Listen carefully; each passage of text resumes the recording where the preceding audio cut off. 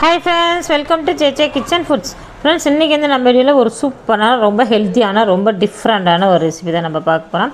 நான் வந்து இன்றைக்கி என்னென்ன செஞ்சுருக்கேன், அதுக்கப்புறம் என்ன நடந்துச்சு அப்படிங்கிறத ஃபுல் வீடியோ உங்களோட வந்து நான் ஷேர் பண்ணிக்க போகிறேன். வீடியோ வந்து ஸ்கிப் பண்ணாமல் பாருங்கள் ஃப்ரெண்ட்ஸ். என்னென்ன பண்ணியிருக்கேன் அப்படிங்கிறதையும் ஃபுல்லாக பாருங்கள். அதுக்கு முன்னாடி நம்ம சேனல் இப்போ தான் நீங்கள் ஃபஸ்ட் டைம் பார்க்குறீங்கன்னா நம்ம சேனலுக்கு போய்ட்டு ஒரு லைக் பண்ணி ஷேர் பண்ணி அப்படியே சப்ஸ்கிரைப் பண்ணிடுங்க. வாங்க இப்போ நம்ம வீடியோக்குள்ளே போகலாம். இந்த வீடியோ பார்த்தீங்கன்னா உங்களுக்கு ரொம்ப பிடிக்கும், ரொம்ப டிஃப்ரெண்ட்டாகவும் இருக்கும். அதனால் வந்து எல்லோரும் முழுசாக பாருங்கள் ஃப்ரெண்ட்ஸ். வாங்க இப்போ நம்ம வீடியோவில் போய் பார்க்கலாம். ஹாய் ஃப்ரெண்ட்ஸ், இன்றைக்கி வந்து நான் என்ன செய்ய போகிறேன் அப்படின்னா, இது எல்லாத்துக்கும் தெரிஞ்சிருக்குமா என்னன்னு தெரியல. இது என்ன அப்படிங்கிறது கமெண்ட்ஸில் சொல்லுங்கள். இது வந்து வெள்ளைச்சோளம். இன்றைக்கி வந்து நான் எங்கள் வீட்டில் வந்து வெள்ளைச்சோளம் சாப்பாடு தான் செய்ய போகிறேன். இதை வந்து தண்ணியில் வந்து அலசிட்டு மிக்சியில் போட்டு நம்ம ஒரு அடி அடித்து எடுத்துக்கலாம். அது எப்படி இருக்குது அப்படிங்கிறத நான் காமிக்கிறேன். இப்போ நான் வந்து அதுக்கு வந்து தண்ணி வந்து காய போட்டிருக்கேன். நான் வந்து 1 கப் எடுத்துருக்கேன். 2.5 கப் அளவுக்கு நம்ம தண்ணி சேர்த்துக்கலாம். தண்ணி எச்சா இருந்தால் பிரச்சனை இல்லை, கம்மியாக இருந்தால் வந்து வேகாது. அதனால் எச்சா இருந்தால் இதை நம்ம கூழ் மாதிரி கரைச்சி சாப்பிட்டுக்கலாம். இது வந்து வேக விட்டு இஞ்சி விட்டுட்டோம்னா கெட்டி ஆகிடும். இப்போ கறி குழம்புலாம் வச்சா சாப்பிட்டா சூப்பராக இருக்குங்க. இப்போ வாங்க இதை நான் வந்து ஊற வைக்க போகிறேன். ஊற வச்சு எப்படி வந்து மிக்சியில் அரைச்சி எந்த விதத்தில் நம்ம பதத்தில் போடணும் அப்படிங்கிறத நான் காமிக்கிறேன் உங்களுக்கு. இப்பெல்லாம் வந்து இந்த சோளங்கிறதே வந்து யாருக்கும் தெரியாம போச்சு. ஆமாம், இப்போ இந்த சோளம்லாம் வந்து என்ன பண்றாங்கன்னாக்கும் நம்ம இதுக்கு புறா இந்த மாதிரி இதுக்கு தான் யூஸ் பண்றாங்க. இப்போ யாருமே இதெல்லாம் சாப்பிட்றதில்ல. இப்போ இருக்க பசங்களுக்கு பிள்ளைகளுக்கெல்லாம் தெரியாது கண்டிப்பா. இப்போ வெள்ளைச்சோளம்னா யாருக்குமே தெரியாதுங்க. இது வந்து ரொம்ப நம்ம சாப்பிட்டோம்னாவே நமக்கு ரொம்ப மருத்துவ குணம் உள்ளது தான். இப்போ யாருமே இதை யாரும் சாப்பிட்றதில்ல. நாங்கள் சின்ன வயசுல எல்லாம் எங்கள் அப்பா அம்மாவெல்லாம் இது வந்து செஞ்சாங்க. அப்போதைக்கு நாங்கள் என்ன பண்ணுவோம்னா அரிசி சாப்பாடுனாக்கும் ரொம்ப சந்தோஷம். இதை சாப்பிட மாட்டோம் நாங்கள். வேண்டாம் அப்படின்னு சொல்லுவோம். அரிசி சாப்பாடுனா சாப்பிடுவோம்.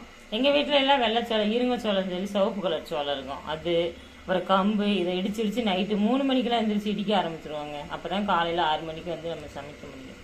அப்பெல்லாம் அந்த மாதிரி இது பண்ணால் இப்போ வந்து இது வந்து நமக்கு வந்து நம்ம உடம்புக்கு ரொம்ப நல்ல உணவுகள். இது யாருமே இப்போ எடுத்துக்கிறது இல்லை. இப்போ கண்டிப்பாக எல்லாருமே இது மாதிரி நீங்கள் செஞ்சு பாருங்க. நாங்கள் எங்கள் சேனலில் நாங்கள் போடுறோம். அதே மாதிரி நீங்கள் செஞ்சு பார்த்தீங்கன்னாக்கு செம்மையாக இருக்குங்க, டேஸ்ட்டாக இருக்கும்.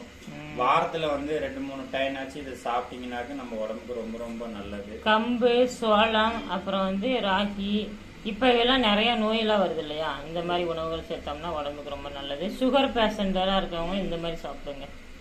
வாரத்தில் 2-3 டைம் வந்து ஒவ்வொன்றும் சாப்பிட்டீங்கன்னா பார்த்தீங்கன்னா ஒரு 5, இது எத்தனை கிலோங்க? இது வந்து 5 கிலோ. 5 கிலோ வாங்கி வச்சுருந்தோம். நாங்கள் வந்து செஞ்சுட்டேன், 2-3 நாள் செஞ்சுட்டேன். இப்போ என்ன உங்களுக்கு நான் இது எப்படி செய்கிறது அப்படின்னு காமிக்கலாம் அப்படின்னு வீடியோ எடுத்துகிட்டு இருக்கேன். அதுக்கப்புறம் பார்த்தீங்கன்னா கம்பு வந்து ஒரு 2 கிலோ 3 கிலோ அந்த மாதிரி நான் வாங்கி வச்சுருக்கேன். அப்புறம் ராகி மாவு எல்லாமே நான் வாங்கி வச்சுருக்கேன். அதில் என்னென்ன வச்சுருக்கேன் அப்படிங்கிறத இன்னொரு வீடியோவில் உங்களுக்கு நான் காமிக்கிறேன். இப்போ நம்ம இதை வந்து எப்படி செய்யலாங்கிறத பார்க்கலாம். இது கலையே நமக்கு அந்த தூசி அழுக்கு பாருங்கள் எவ்வளோ இருக்குன்னு. இது மாதிரி நல்லா இதை வந்து பிசைஞ்சு கலந்துக்கிட்டோம்னா அந்த அழுக்கு தண்ணி வந்துருச்சு பார்த்தீங்களா, நம்ம வடிகட்டிக்கலாம். இந்த மாதிரி ஒரு 3 டைம் ஒரு 3-4 டைம் நல்லா வெள்ளையாக வறுத்தட்டி அலசி எடுத்துக்கலாம். தூசியெல்லாம் இது மேக்ஸிமம் எப்படி அடிப்பாங்கன்னா முதல்ல ரோட்டில் காய போட்டுருவோம். நாங்கள் ரோட்டில் வந்து போட்டோம்னா வண்டியெல்லாம் வந்து அமுத்தி அப்படி தான் வந்து இதெல்லாம் அடித்து எடுப்பாங்க.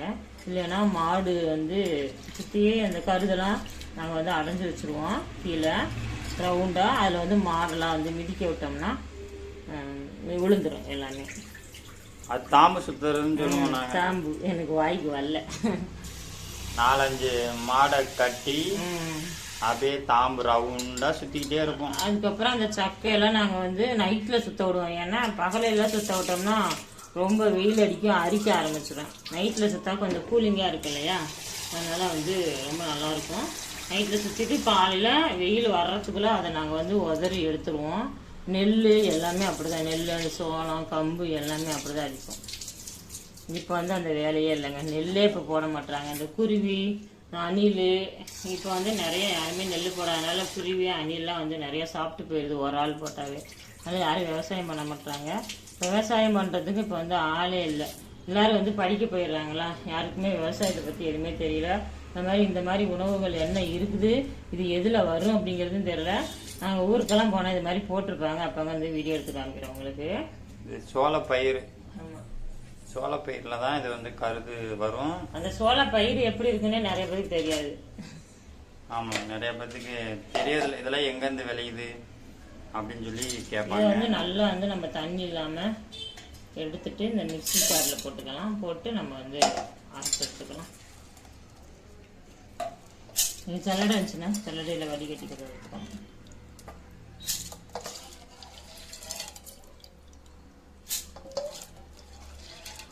இந்த மதிய டயத்தில் நம்ம வெயிலுக்கெல்லாம் சூப்பராக இருக்குங்க. தயிர் அப்புறம் வந்து வெங்காயம் சேர்த்து நல்லா நம்ம கம்புக்குள்ள வைக்கிறாங்க பார்த்தீங்களா, அந்த ஸ்டைலில் நம்ம வீட்டிலேயே செஞ்சு. சோளம் கம்பு எல்லாமே வந்து மருத்துவ குணம் உள்ளது தான். இதுல நமக்கு வந்து நல்ல சத்து நல்லா இருக்கும். இதை வந்து நான் இப்போ வந்து அடிச்சுட்டு உங்கள்கிட்ட காமிக்கிறேன் பாருங்க. கொஞ்ச நேரம் அரைச்சி இந்த மாதிரி வந்திருக்கு லைட்டாக. இன்னி வந்து நமக்கு இந்த முழுசாக இருக்கு பாருங்க, இந்த சோளம்லாம் நமக்கு அரைச்சி வரும். பார்த்தீங்கன்னா நல்லா வந்து நான் இங்கே பாருங்க அரைச்சி எடுத்துட்டேன். இப்போ என்ன பண்ணுவாங்க, முதல்ல முரத்தில் போட்டு இதை வந்து புடச்சி தவிடு தனியாக அரிசி தனியாக எடுத்துருவாங்க. இப்போ நம்ம அதெல்லாம் எடுக்கல, அந்த மாதிரி நான் வந்து அப்படியே தான் போட்டுக்க போகிறேன். இந்த லெவலுக்கு நம்ம வந்து அரைச்சி எடுத்துக்கணும். இப்போ பார்த்தீங்கன்னா தண்ணி நல்லா காஞ்சிடுச்சு. நம்ம அரைச்சி வச்சுருக்க சோளத்தை வந்து இதில் சேர்த்துக்கலாம். இது எப்படி சேர்த்துக்கணும் அப்படின்னா, கொஞ்சம் கொஞ்சமாக நம்ம வந்து இப்படி சேர்த்துக்கணும்.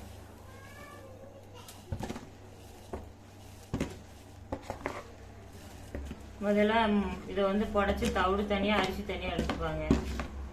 நான் வந்து எல்லாமே ஒன்றா கலந்து விட்டேங்க. அரிசி வந்ததுக்கப்புறம் லாஸ்ட்டில் தவிடு சேர்த்துப்பாங்க. நம்ம ஒன்றாவே இந்த மாதிரி கட்டி இல்லாமல் மிக்ஸ் பண்ணிக்கணும். அப்பப்போ மிக்ஸ் பண்ணிக்கிட்டே இருக்கணும், இல்லாட்டி அடி பிடிச்சிரும், இல்லாட்டி கட்டி விழுந்துடும். இந்த மாதிரி கரண்டி வச்சுக்கோங்க. அப்போ தான் வந்து இந்த மாதிரி இப்படி பண்ணி விடணும். இப்போ வந்து கட்டி இல்லாமல் அப்படி வரும். இது நல்லா வெந்து வரட்டும்.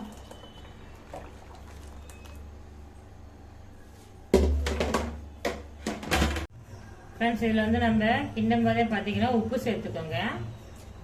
அப்போ வந்து நம்ம சாப்பிடும்போது ரொம்ப டேஸ்ட்டாக இருக்கும். நம்ம எந்த குழம்புல சாப்பிட்டாலும் கஞ்சியில் சாப்பிட்டாலும் பூலா கரைச்சி குடித்தாலும் நல்லா அந்த சப்புன்னு இல்லாமல் நல்லா டேஸ்ட்டாக இருக்குது. நான் வந்து உப்பு போட்டேன், உப்பு போடும்போது வீடியோ எடுக்கல.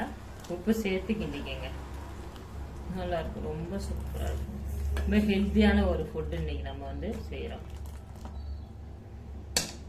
இப்போ பார்த்தீங்கன்னா நல்லா கெட்டியாகிடுச்சு சோளச்சோறு. இப்போ இந்த ஸ்டேஜில் நம்ம ஆஃப் பண்ணிவிட்டு நம்ம வந்து வச்சிடலாம். இது வந்து நல்லா இஞ்சி நல்லா வெந்துருச்சு.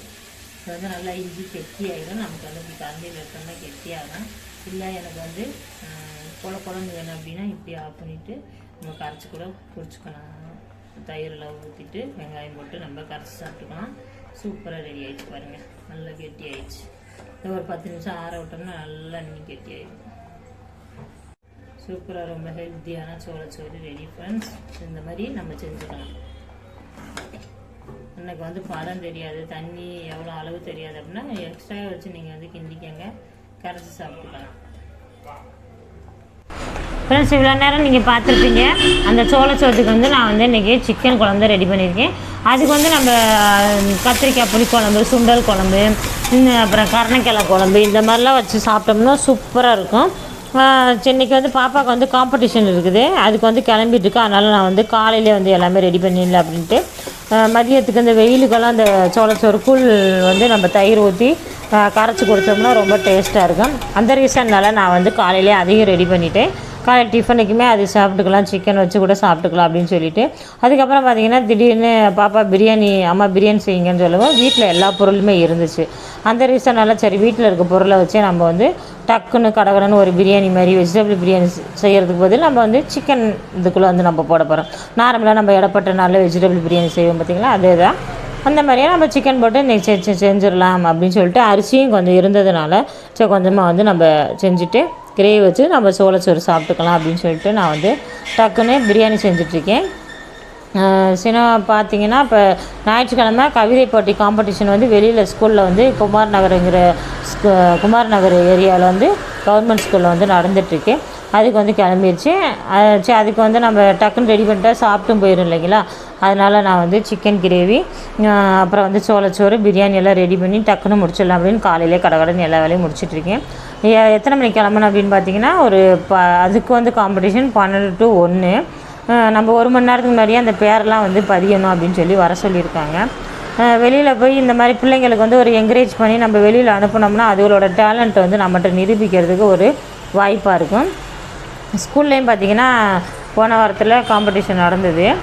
என்ன காம்படிஷன் அப்படின்னு பார்த்தீங்கன்னா எஸ்ஏ, இங்கிலீஷ் வந்து எஸ்ஏ அந்த கட்டுரை மாதிரி எழுதுகிற காம்படிஷன். அதுலேயும் பாப்பா வந்து வின் பண்ணிட்டா. சரி நான் வெளியில் போகிறேம்மா, இந்த மாதிரி காம்படிஷன் வச்சுருக்காங்க அப்படின்னு எங்கள்கிட்ட சொல்லிச்சு. சரி ஓகேடா அப்படின்னு சொல்லி நாங்களும் வந்து பிள்ளைய வந்து ஒரு என்கரேஜ் பண்ணி போய் அங்கே போய் 1 மணி நேரம் ஒரு 1/2 மணி நேரத்தில் எழுதிட்டு சரி நான் வந்துடுறேம்மா அப்படின்னு சொன்னவும் சரின்னு சொல்லி டக்குன்னு எல்லாமே ரெடி பண்ணிவிட்டு பிரியாணி எல்லாம் வேலை முடிஞ்சுது. அதுக்கப்புறம் பார்த்திங்கன்னா சிக்கன் குழம்புமே சூப்பராக வந்து ரெடி ஆகிடுச்சு. நான் வந்து வடச்சட்டியில் வந்து வதக்கிட்டு சரி டக்குன்னு ஸ்பீடாக வேலை முடியணும் அப்படிங்கிறதுக்கு குக்கரில் போட்டு 2 விசில் விட்டு எடுத்துட்டேன். ஒரு சைடு வந்து பிரியாணியுமே ரெடி ஆகிடுச்சு. சீக்கிரமாக ஒரு 1/2 மணி நேரத்தில் எல்லா வேலையுமே எனக்கு வந்து முடிஞ்சுது. சீக்கிரம் ரெடி பண்ணிவிட்டு சரி பாப்பாவுக்கு வந்து சாப்பிட போட்டு கொடுத்துட்டு நம்ம கிளப்பிடலாம் அப்படின்னு சொல்லிட்டு இப்போ வந்து பாப்பா வந்து கிளம்பிட்டாங்க. பாருங்க 2 பேரும் வந்து கிளம்பிட்டாங்க. சின்னக்குட்டி பார்த்தீங்கன்னா இப்போ ஒரு காம்படிஷன் கிளம்பிட்டாங்க. இன்றைக்கி சண்டே வந்து எங்கள் பாப்பாவுக்கு மட்டும் ஸ்கூலுங்க. அவள் வந்து கவிதை போட்டி காம்படிஷனுக்கு ஒரு ஸ்கூலுக்கு வந்து இப்போ போயிட்டுருக்காங்க. டைம் பார்த்தீங்கன்னா 12 to 1. 1 மணி நேரத்துக்கு முன்னாடியே வர சொன்னாங்க. அங்கே பேரெல்லாம் போய் பதிவு பண்ணியிருந்தாங்க. என்ன கவிதை இப்போ என்ன தலைப்பில் எடுத்துருக்கீங்க தாங்க? மாதரை போற்றுவோம் அப்படின்னா பெண்களை போற்றுவோம் அப்படின்னு பெண்களை பற்றி ஒரு கவிதை எழுத போகிறாங்க எங்கள் குட்டி பாப்பா. ஃப்ரெண்ட்ஸ் பார்த்தீங்கன்னா பாப்பா குட்டி வாட்டர் கேனு அப்புறம் ஸ்நாக்ஸு அப்புறம் கவிதை இந்த பாருங்க இதான் எழுத போகுது எங்கள் பாப்பா. அதெல்லாம் வந்து எடுத்து வச்சுருக்காங்க. அங்கே போய் ஒரு தடவை பார்த்துட்டு எழுதுவாங்க. மாமாவும் கிளம்பிட்டார்.